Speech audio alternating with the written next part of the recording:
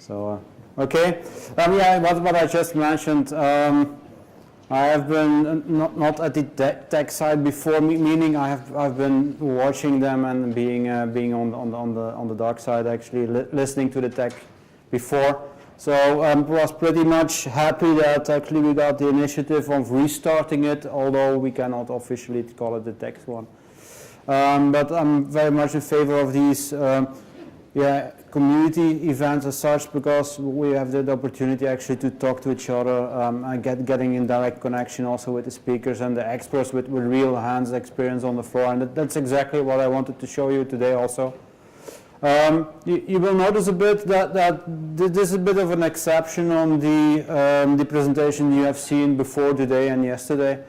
It's not really a technical deep dive, although I've seen today quite some presentations, although, for example, the one of Thomas plugging in on the GDPR story a bit. This morning, I think Alan also discussed a bit of the approach on data protection, and we've seen a few things. So this is not going to do deep dive actually on the technical stuff.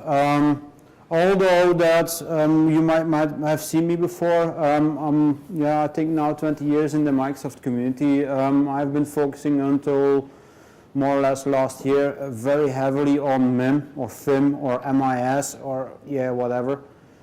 Sync engine and identity management still do. That's one of my fun things always. Helping the community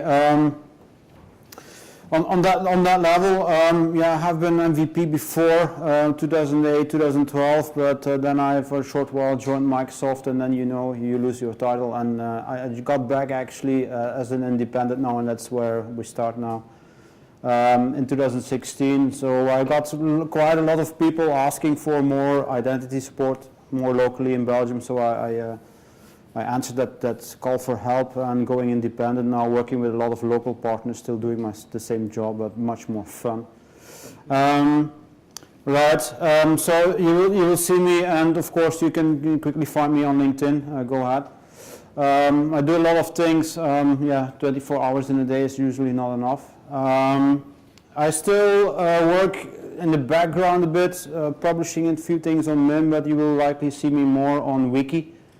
I'm one of the 2 worldwide administrators of TechNet Wiki, and we're trying to evangelize Wiki as a sort of information bin for everything that gets out of the community to collaborate on very nice documents on that one. So we see a lot of input from the forums, and lots of you have been there, so we try to motivate people, evangelize people to share their knowledge, and that's exactly also what the plugin I think for this conference, right?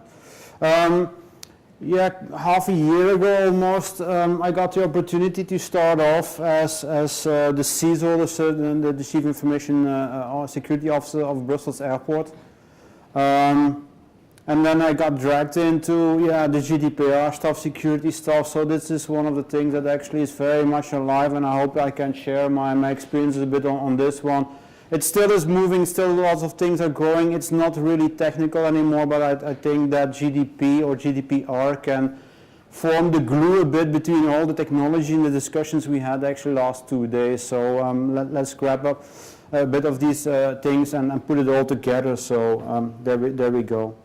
What I would like to tell you today is a bit of an agenda. What is GDP about? Well, you see the R is missing.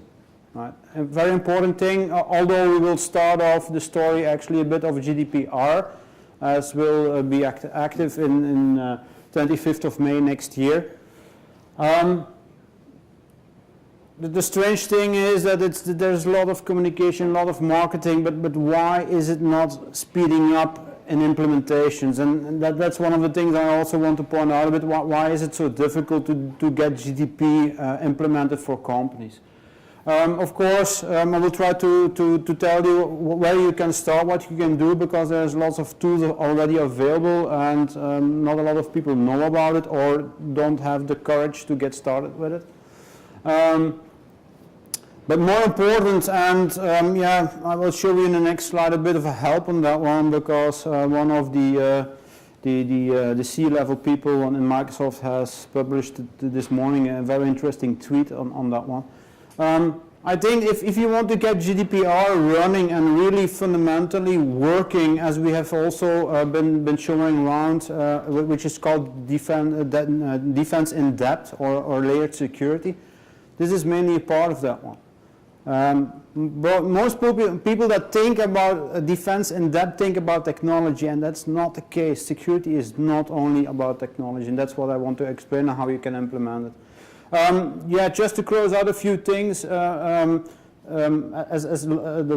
the last part is yeah, some special highlights, because GDPR has three main things which makes it pretty difficult to get it implemented, meaning that the people, meaning your customers, your people you're working with, your internal employees and so on, get quite a heavy power on how you should handle your privacy data. Right?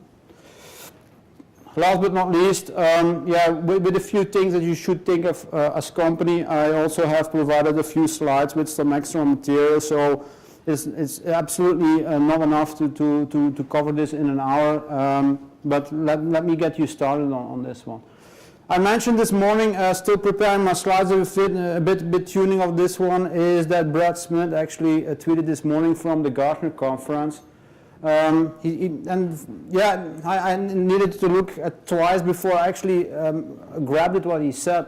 GDP, privacy and security are not a one and a done. It's a conversation we're going to have a long time, and that's exactly what I wanted to make my point for today. Finally, we get that word or that keyword GDP actually right now published as such. So you see that lots of companies are already working on that GDP mentality, and I think we will still have some time to make it fundamental as a security for most of the companies. Right?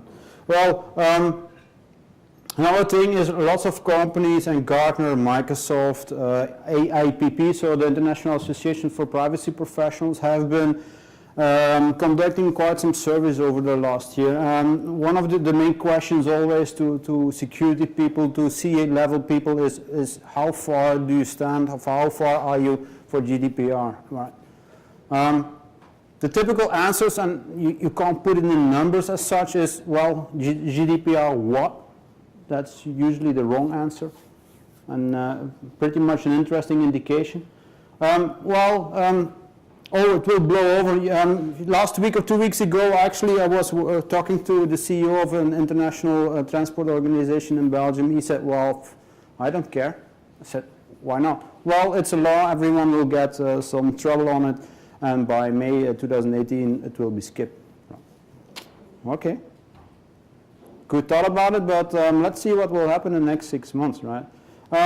Another thing, and that's maybe very specific also for non-EU companies, is, well, don't bother, I don't work in the EU. It doesn't apply to me. I will show you some different things actually in the slides later on. This is a slightly different story. My company is not handling personal data, only corp accounts. My first few weeks at Brussels Airport, the financial officer called me in for a coffee. That's what he first said. He said, well, should we think about GDPR for finance? I said, well, why not? Well, we're only invoicing to companies. You know, the Brussels Airport is, of course, doing quite some transport for travelers, but actually these are handled by the aviation agency. So in essence, Brussels Airport is not responsible for the travelers. Well said. Okay, who are you invoicing to? Well, yeah, to companies, and we need to pay for carriers and so on. I said, well, what happens if some of these carriers don't pay their invoices? Well, I get to the financial manager and I call him. I said, ka-ding, there we are. That's GDPR. So he went quite silent on that one. A few weeks later, yeah, he had a plan ready at least to get started with GDPR for the next 6 months, right? So, another approach will handle the problem when they complain. Actually, they start complaining very fast. Can you imagine, for example, and we have the right setting for this, what happens if you need to protect yourself and have some cameras, I mean on the street, in your buildings, whatever. One of the things we will discuss later on is people that are on these cameras have the right to ask for that footage, right? How do you handle that? Do you have any video editing or exporting software already available? So it can be a pretty difficult question. Right? One of the things, and that's a bit what I hate about GDPR, is actually what it has been publishing about, or what everyone has been publishing about, is all the fines and the penalties and so on. So that's the main focus, has been the main focus for the last 2 years, but it's actually only a very, very small chapter actually in the GDPR, but that's where the scary story is about. And just remember what we have seen also the last 2 days on cybersecurity and so on.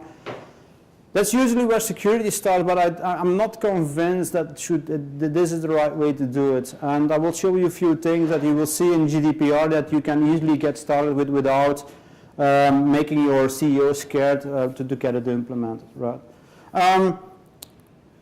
Based on the feedback, lots of companies and Gartner and AIPP and a few of these sponsors have been putting together some numbers. And this is a very typical one. I have been checking the last few days if there was any new material, but this is the most recent one. Or still, it's June 2017, and remembering that we need to go for GDPR official launch in May.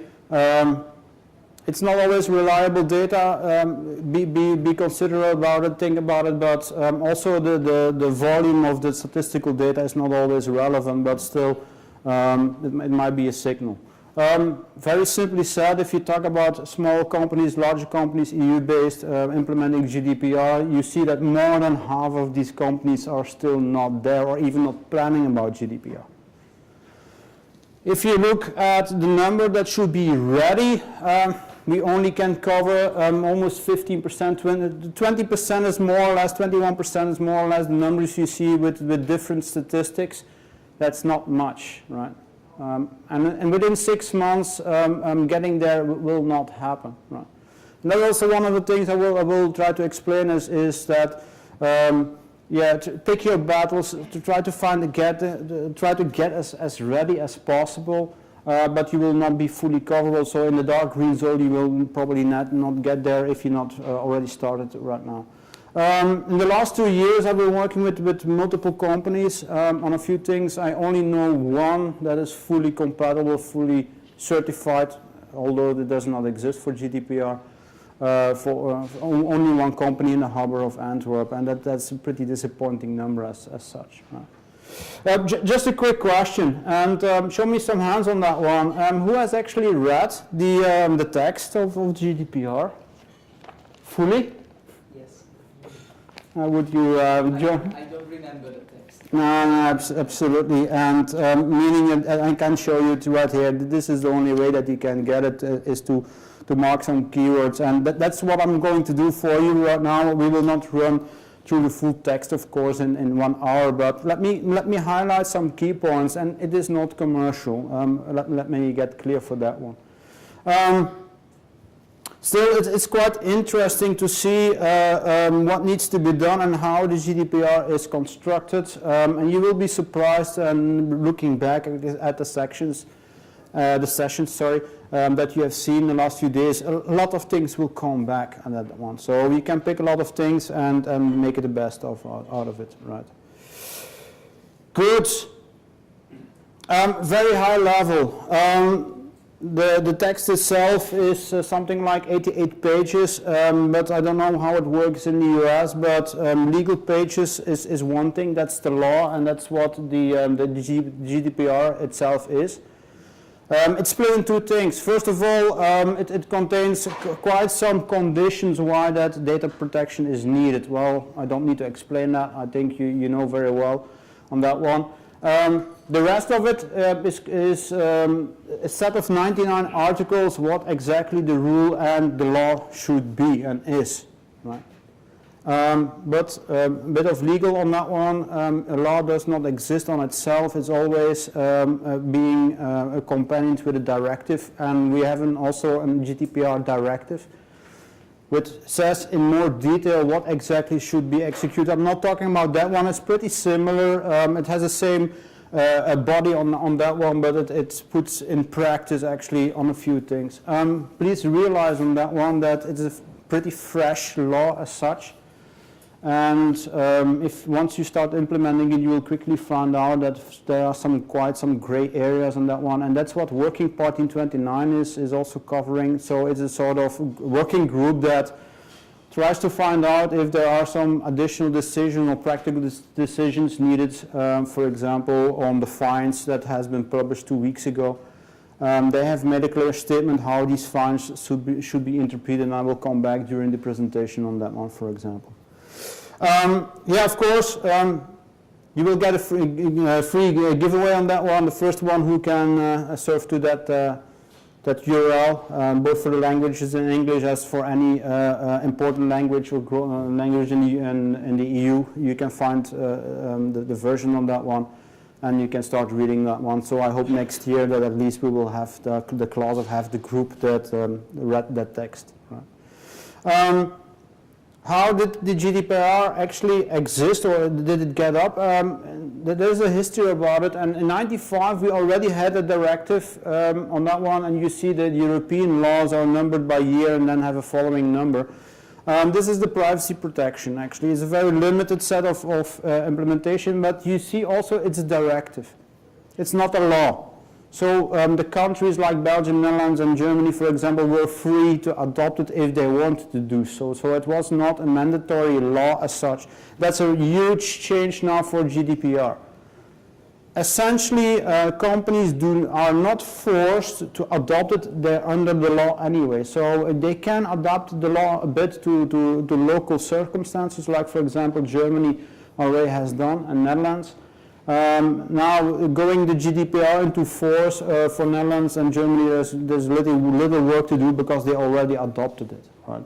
And I know, for example, last year, 2016, there were 3 companies already convicted for that privacy law, with the usual fines up to 10 million euros for violations of the privacy regulations. But what still is important is that actually the initialization, the first phase of the GDPR was started in 2012, and the first adoption of the law itself was actually made in 2014, which is pretty amazing.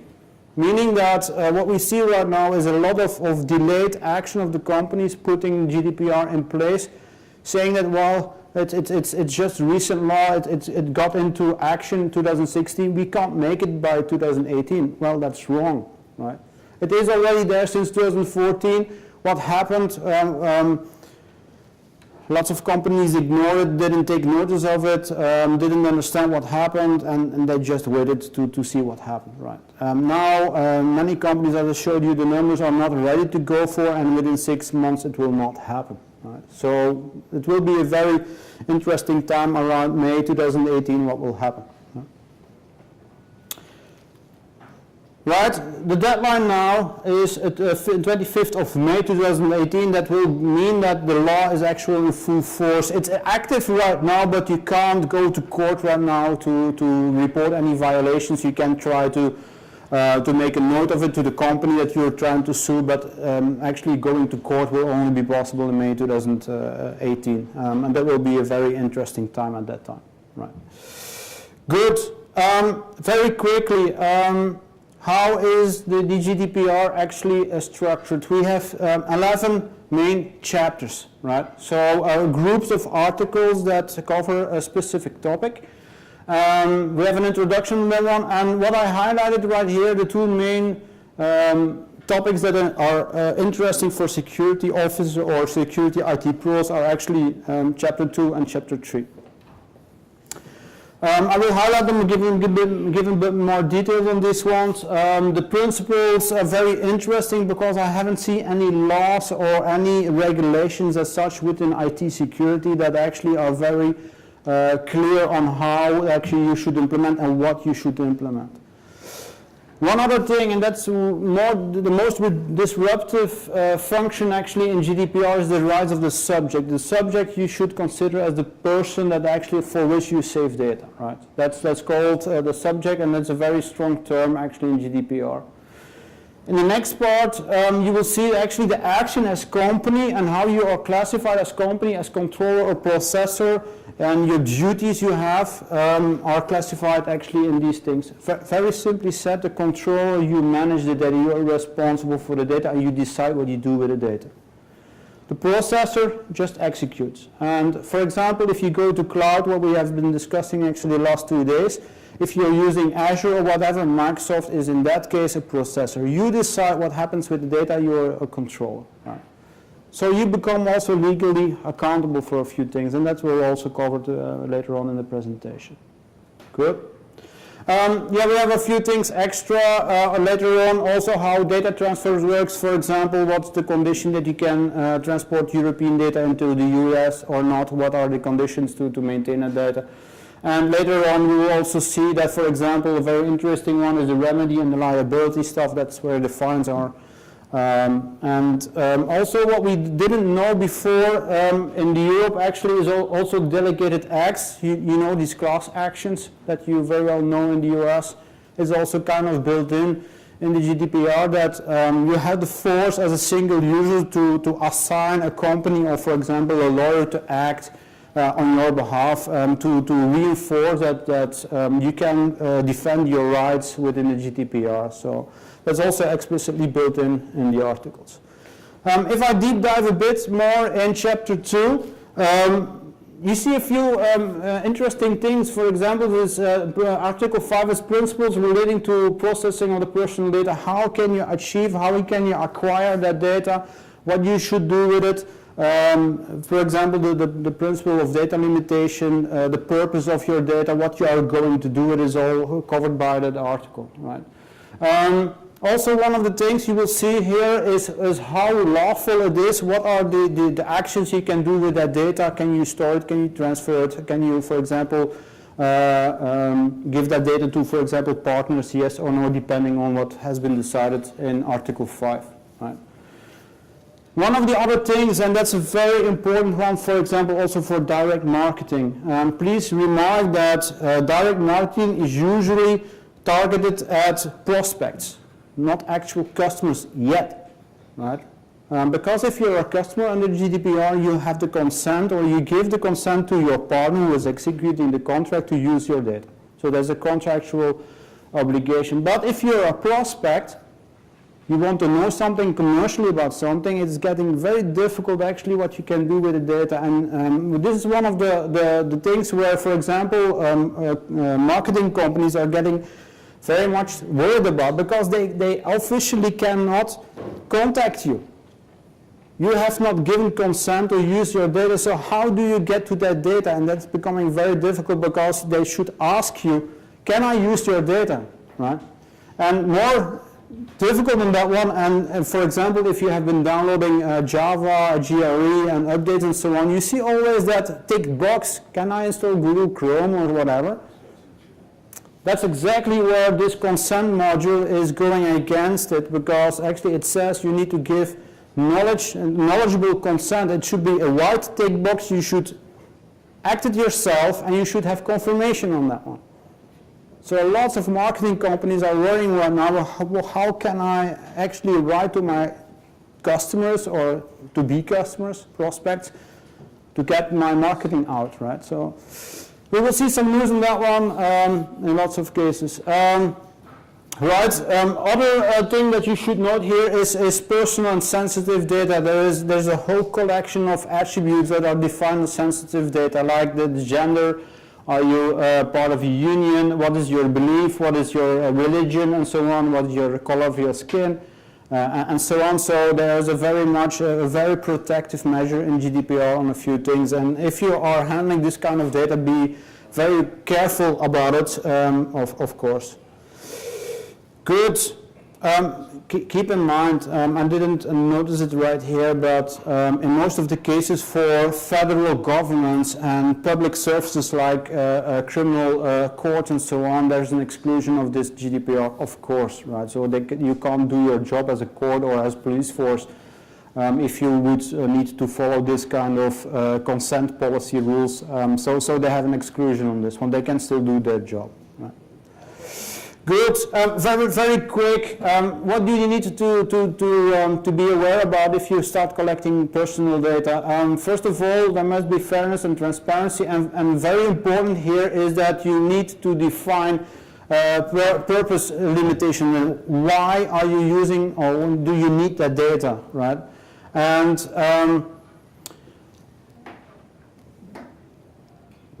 from a IT perspective, I don't know if we had any discussions last 2 days actually, but for example, if you're setting up a dev environment and you think about copying your production data into dev environment, that's absolutely a no-go in GDPR.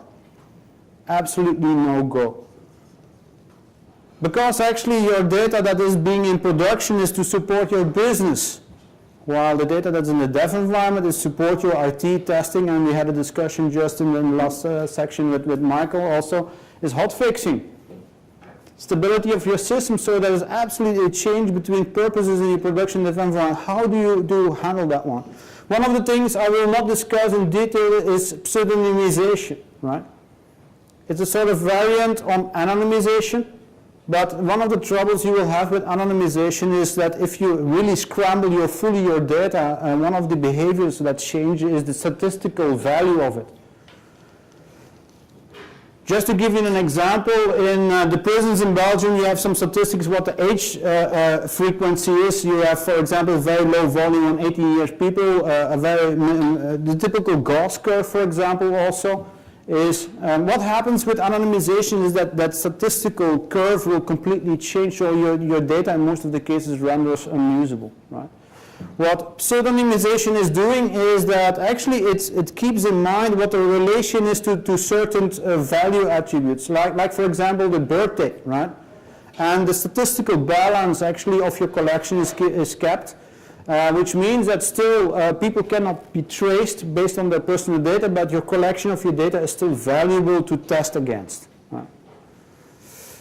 I haven't seen yet too many vendors are offering a good tool for pseudonymization, because that's essentially the problem. Every set of data that you are using is different, has different rules, has different information. So we will see probably in the next 6 months or the next year popping up quite some new companies that can offer actually sort of anonymization platforms as such. And also for the cloud, I think is a very interesting thing if you want to earn some money for the next 6 months. Right. Good. One of the important things also is accountability. It's hard-coded in the GDPR that you're accountable for proper implementing the things, and certainly in the fine section there are quite some interesting notes on a few things. I will come back to the differences between responsibility and accountability later on in the presentation. Right. Let's quickly get to a few things extra. So chapter 3 is also very interesting because actually the data subject, so the person from which you collect the data, is getting very, very strong powers actually. And the reason that first of all you need to explain to him or to her why you are collecting data up front before you do so. Which also means that the typical disclaimer stuff usually is not sufficient anymore, and just clicking it is usually not sufficient anymore.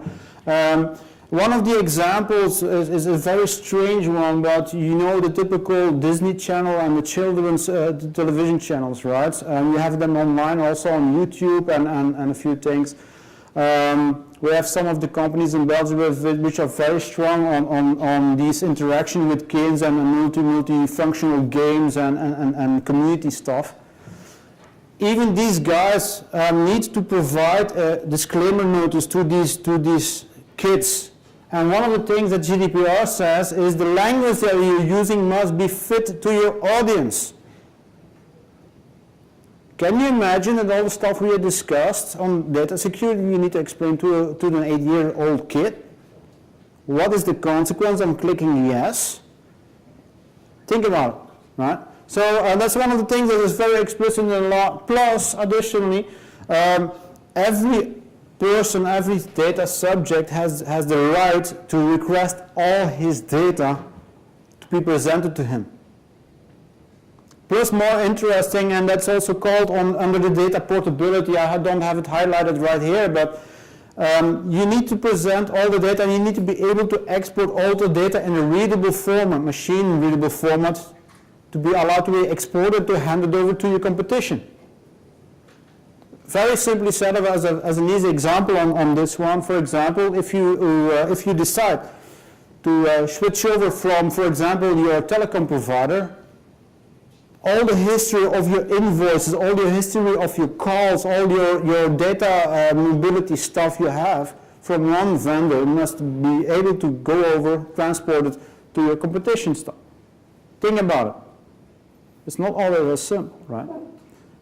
The same thing for video, images, any kind of information that you store of a person that is of interest should be whether it be machine exportable to information. So this is pretty disturbing, pretty aggressive also for companies on storing the data. And I think that most of the companies are not ready yet to get that one.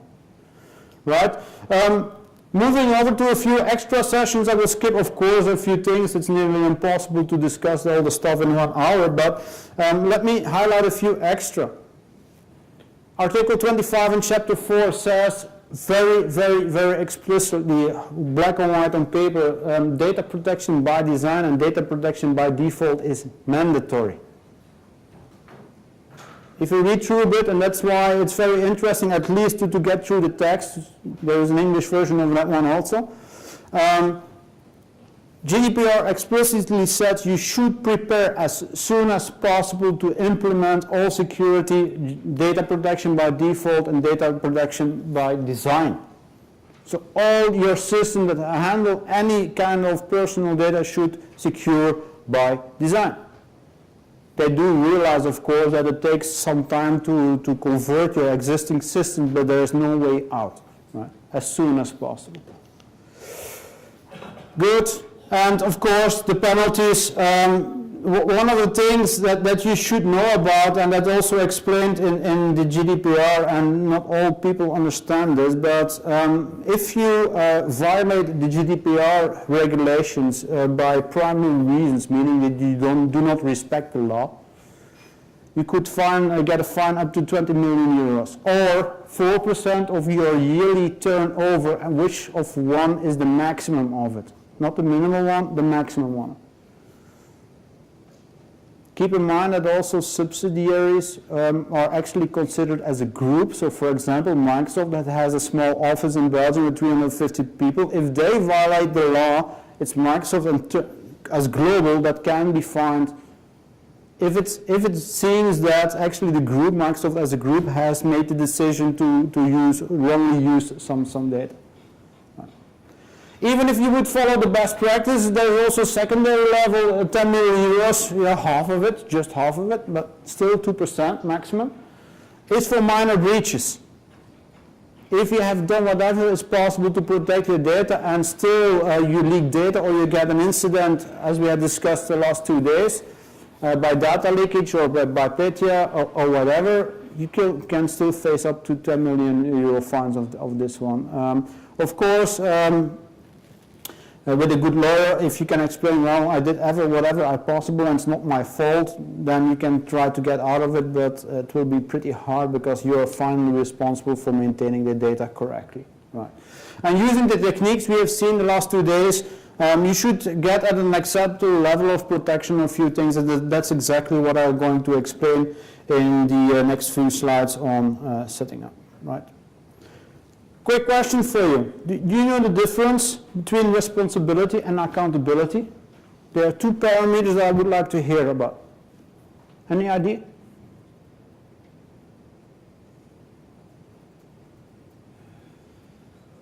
Oh, Guido is having a very hard sigh on this. It's too late. I think it's the difference between being the owner of getting something done and being the one that has to stick out his head for legal impact. Yes. Responsibility is actually the task to plan for something. Stick your head out, or at least getting into court is accountability. So the legal stuff, right, and paying the fines. That's one thing. There's a secondary, very important thing between responsibility and accountability is the one who is doing it. responsibility can be a group task. So IT, for example, IT security can be responsible for securing your IT devices. Getting to court is only one. In GDPR, it usually is your CEO. Finally. I mean, he will try to... Sure. I found someone else. Right? But that's the point, essentially accountability, and please keep in mind that GDPR is talking about accountability, right? Have a good thought about it, because just simply planning for information security is not sufficient anymore, and I will come back to that one later on, because management will play a major role in getting GDPR up and running on a few things, and that's also one of the things you can leverage, of course, in implementing security, is getting management on board on the right way, have the funding, have the sponsorship, not only financial, but that's an important thing. Accountability plays a big role actually in getting that discussion done. Well, just a quick question to cover that question. Well, I'm just an American company, we don't have EU data. What about that one? Quite a while ago we had the safe harbor agreements between the US and Europe, the European Council, the European Parliament. But you know what happened with that one? Anyone aware of that one? The famous Facebook court law? We had actually in Austria a lawyer that actually was not really happy that his Facebook data was actually sitting in Ireland, officially in Ireland, but he found out actually his data was stored in the US and it was not sufficiently protected, so he sued Facebook. The consequence of that one, after quite a while, he won the case, and actually one of the consequences of that one is that the complete agreement between the US and the EU completely got disturbed in that one, and it got completely busted. Right? I have a question. The EU taking into accounting by introducing or enforcing the 2018 that the government in the United States has changed drastically into something that they will retaliate if any American company is going to get fined by this? It's going to be a political game. Yeah, absolutely, and yeah, that's some of the things that everyone is looking very closely at. Is that right now there is so what I want, first of all, my point I wanted to make here is that due to the commercial relations, what you're mentioning right now between the EU and the US, actually they were forced into making a new agreement. I haven't discussed it in detail here, it's not my focus, but if you want to, there is a link into it, and then of course we will share the presentation on this one. So they quickly got into a new agreement which is now called the EU Privacy Shield. Right. It's a legal agreement between the US and the EU, right? How stable is it? I don't know. We have seen some pretty crazy things last year, right? I don't know. Meaning that until there are no dramatic cases or whatever, I think it will be left alone for now. Yeah, but when you open it to the public to sue the companies directly rather than complain to the government and have the government, negotiate the breach and yeah, absolutely. This law is supposed to correct the breach in our personal information, right? Which is good. But the thing is, they allow the people to sue directly the companies. So yes. What's going to happen is that there's going to be companies, either they're going to get out of business or get out of the country or get out of the EU, sure. Which in turn will cause unemployment, will cause so many different things. It's one thing for the government to come in and tell Google, look, if somebody turns to Google and says, I want to delete my name from all the listings, that's one thing. Google must comply with that and they'll delete it. But if you start fining and allowing people to sue to get money, it's not already about privacy, it's more about either making money. Yeah, and that's exactly one of the things we don't know yet, and we only will know as of 25th of May. And partially the legislation of the Council of the Parliament has been covering that one by trying to slim down that kind of mass suits, but still, as I showed you in one of the previous slides, there is an option which is called delegation. You can delegate your rights or to a company like a consumer organization or whatever to do it for you. Absolutely. And this might be one of the things we know from what happens in the US. We are not really on the EU side used to this, but yes. And on the other hand, the fines that have been put as 10 million, 20 million, first of all, 20 million means you're making really disaster, or you don't care about privacy, then I think that signal should be far more important and for the companies to at least do something about it. Let me put it in a different story. As one of the first weeks I got started as a CISO, the help desk manager of the Brussels airport came to me. Well, I have a help desk team with me which is fully composed by external people. They know everything about Brussels airport company. And he was a bit worried because actually 2 weeks later, so the 1st of July, with the changeover of the half year, the entire team was changed. He said, well, they know my company and they are going away with lots of knowledge on that one. We have an NDA contract, but what do you think about it?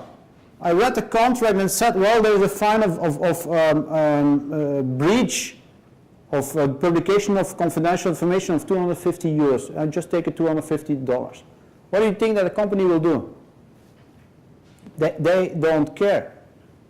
So what I said to the manager, well, we can't stop breaching it. There's no technical limitation because these help desk guys have full control, for example, on Exchange and CRM system. So we can't take them away. What I said, well, you put in a fine of €250,000. It didn't take half a day that the company called back. Well, can we discuss this? We slimmed it down to €25,000 and then we signed.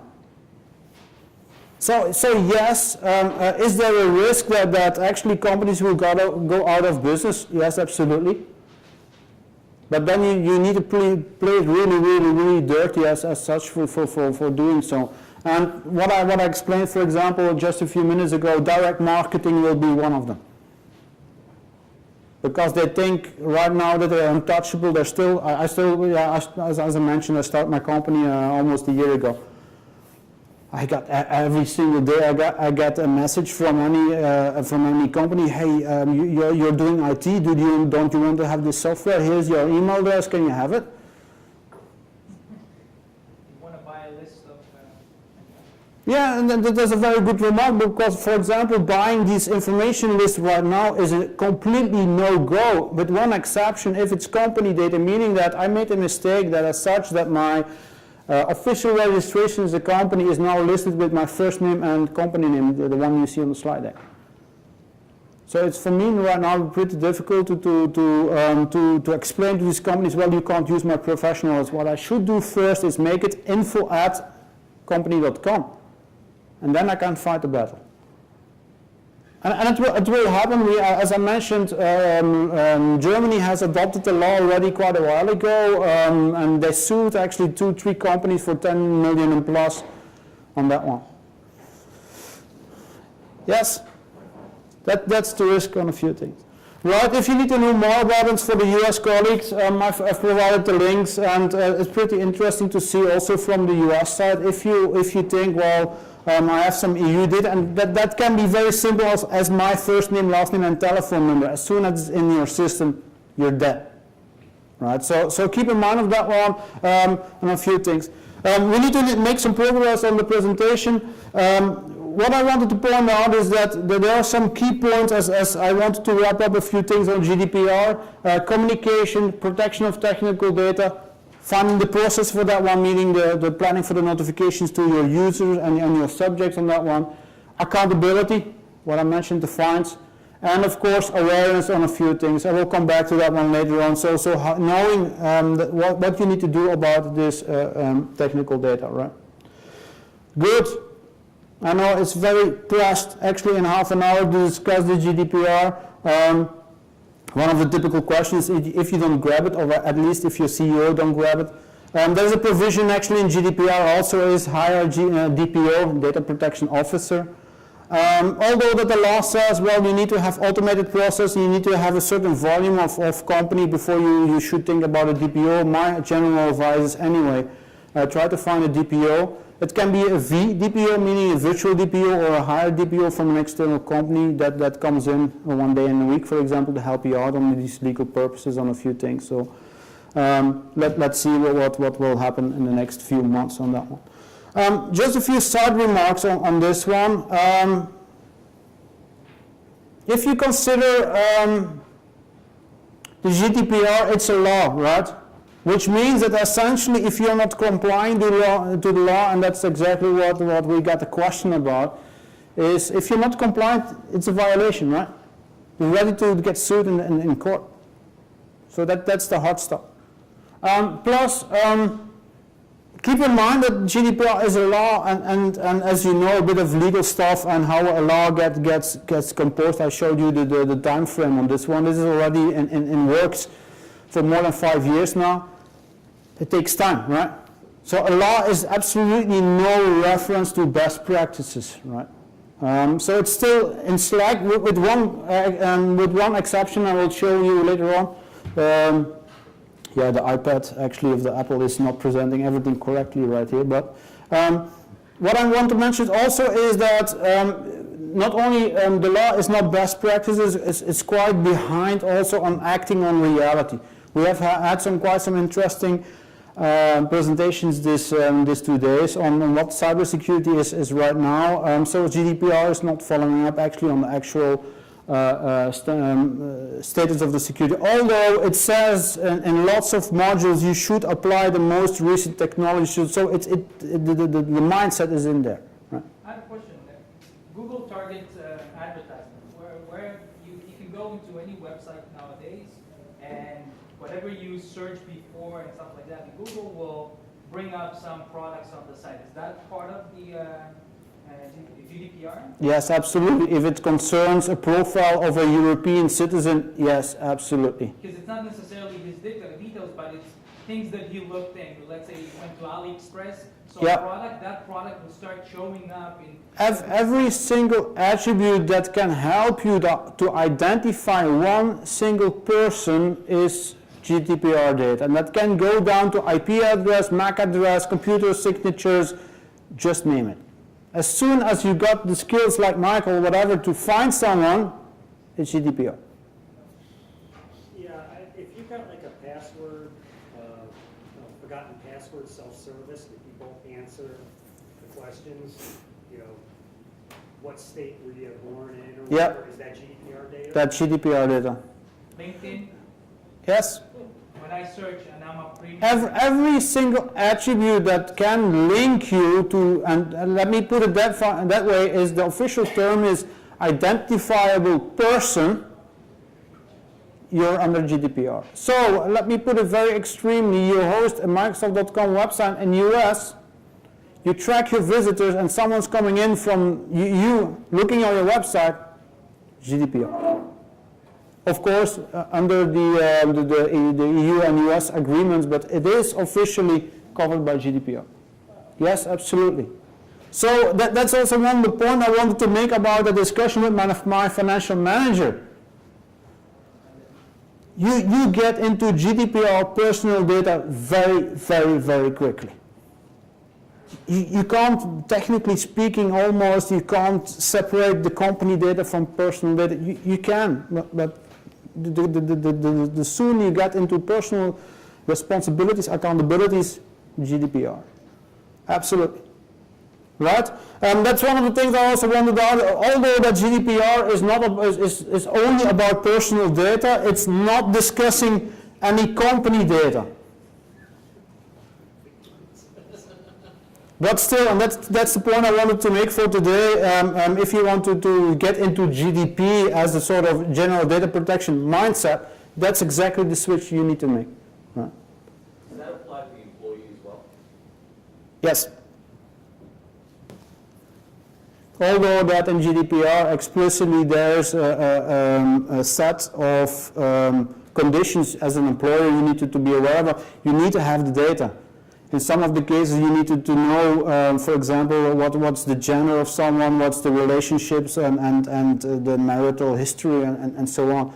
So meaning that, that there can be very much very interesting or very legal ways of handling that data, like contractual data. Employment is of course one of them, statistical data, government data. For example, I need to have my tax bill, right? So they need to handle my data as such. They need to know my family stays on that one. So there are legal reasons to do so. Direct marketing, for example, is also a reason, but direct marketing, for example, is fully blocked or fully covered by consent modus. Only giving the consent, only giving the agreement to store the data. So that's not necessarily contractual data, because what's the difference? Direct marketing goes about prospects, future customers, not yet an employee, not yet a contract, not yet a obligation on that one. And that's why the consent is pulled in on that one, to protect that kind of data on a few things. Right? Another thing is, although that certification as such to be compliant with GDPR is built in the GDPR, I don't have seen any implementation right now with a certification organization to get that certificate as being a GDPR compliant. So that's something that's still in development, and I haven't seen any movement on that one yet. So you can't prove unless you audit yourself actually if you're GDPR compliant. So, right. What I mentioned, there's quite some shift, and I think the question there is the lawsuits, and the possibility of the lawsuits is motivating this one. I will not discuss it in details. What the clue is about GDPR itself actually is that GDPR is very progressive as such on three main principles. First of all, privacy by design, privacy by default. People, process, and technology, I think that's the old stuff we already all know. And purpose and data limitation. You can only store the data you need to do your job as such, right? So you need to minimize the data. You can't, unless you have a legal reason to do so, store more data than you actually need for that one.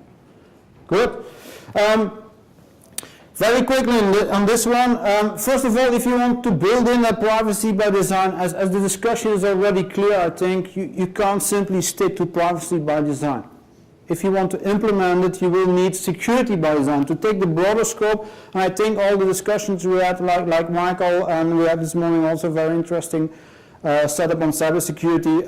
You should really put the emphasis on security by default, security by design. So take the broader scope, and that's exactly also what Brad Smith tried to make clear this morning on a few things.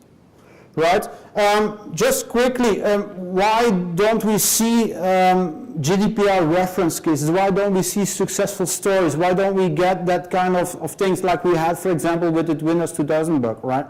Lots of companies were taking the same marketing things and how successful they were actually with fixing the Windows 2000 year turnover on this one. We don't see this with GDPR. Why?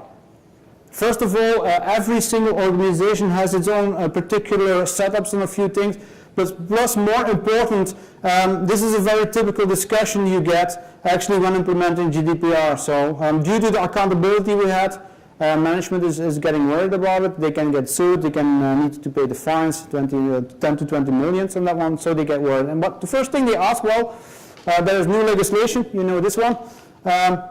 They talk to legal, right? And legal says, well, we can't make any rules, we need a DPO, right? Someone who can make actually the translation between the legal stuff and the IT stuff, right? So they get to a DPO, he says, well, dear legal, you need to focus on data protection, just make it work, right? Then legal gets back, well, we don't know how to implement security, that's what IT needs to do, right?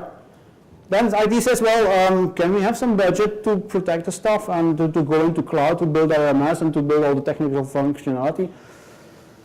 But we don't do projects, that's a project manager. Meanwhile, you see the project manager still sitting there waiting for an official engagement. And while business is still putting pressure on it, we need to have new projects, we need to go into cloud, we need to have business functionality up and running as soon as possible. So we have multiple parties running in that project. All with their own specific stuff, all with their own specific responsibilities, but not always the best party actually to go into a project.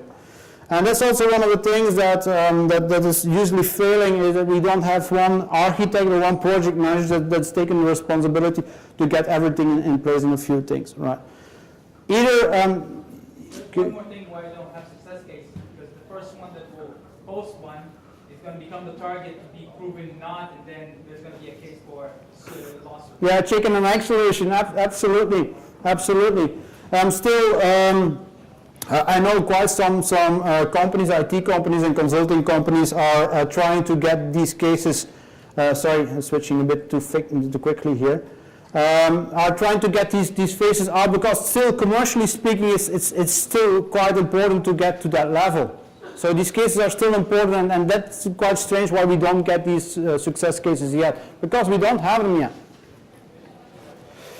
Good. Yeah, to close out on a few things. This is the dry story on GDPR, but the good news is if you break up that scope into security by design, one of the things I want to point out is that you could simply look at ISO 27001. That's another packet of information like this one, and I know that a lot of people haven't read it, but you should really do so.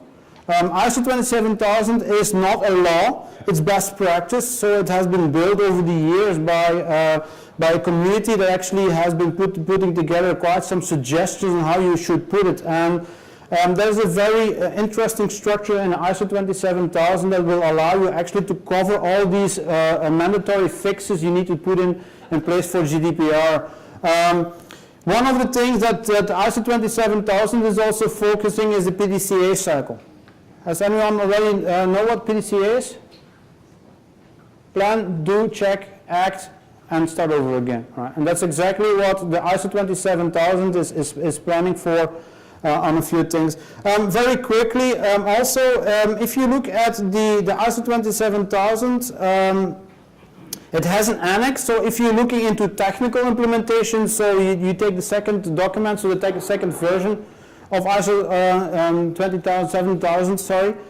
ISO 27001 is just a general framework. 27002 gives you the hands-on guidance on what you need to implement, and then we can actually cover all the technical resources like buying a system. Also, vendor management is in there, so there's a lot of things actually that ISO 27000 will help you with, right? So reading the GDPR is, I think, task number one. Getting into 27001 is the other one, and it will help you a lot to put all the technical stuff together, as we have discussed actually for the last two days, right?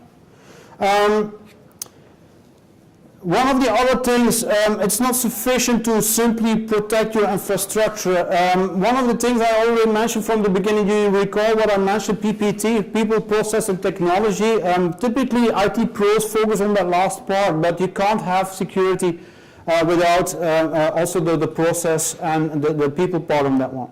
To manage the people part, I would suggest also to have a discussion on getting that security all over your company, not only IT, not only legal, but also making sure that your people that are working for you, doing your employee stuff, are aware with you. And that's also one of the things we discussed, how to create awareness. I think that this morning we also mentioned, for example, not sticking your and plenty USB stick in your computer without thoroughly checking it or actually reporting it. In your computer is exactly one of the things that should be part of actually of that awareness, right? Keep in mind that awareness certainly within GDPR takes some time. You know, the typical statistical number that you will see in changing behavior is typically 3 months of 90 days, right? So if you start a campaign on changing a few things, you need to be very thorough and very aware of that one, that it will take some time actually to get it changed, to make sure that everyone is on the same page, right? Still a few minutes. Last but not least, communication. It's one of the techniques, and very, very easily, one of the key points I want to take out is actually the negation stuff, right? People don't really accept the typical prohibitions, and you should not do this, right? So keep in mind, if you focus on a few things, you bring a positive message, And that's also one of the key points actually in the awareness campaign. Try to convince people that they need to be on board on a few things and don't prohibit too much things, right? And of course, as much as repetition as possible should be one of the things. Right? Yeah, we had a few things also as being supported also by GDPR, being transparent also, and one of the things I want to quickly point out also here is responsible disclosure.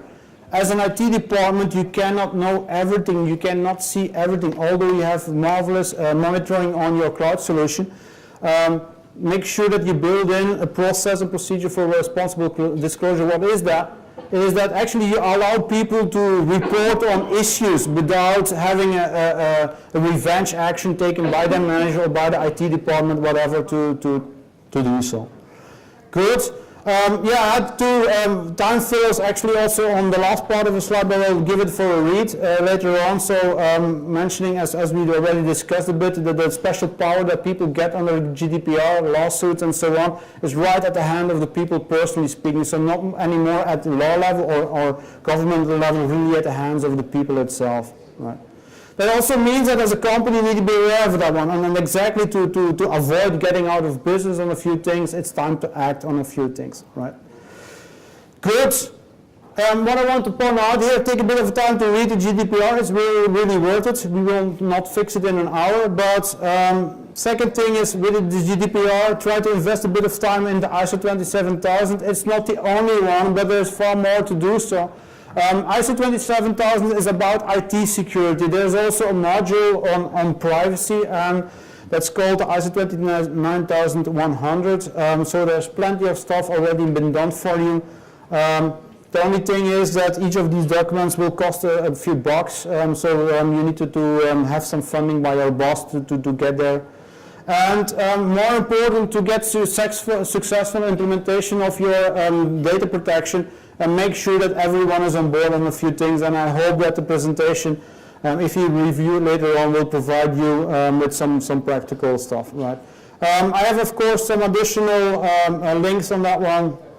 The good news is, for example, the ISO 27001 and 02. I found a free copy, a full copy of it, and get a view on it. It will help you absolutely. Right?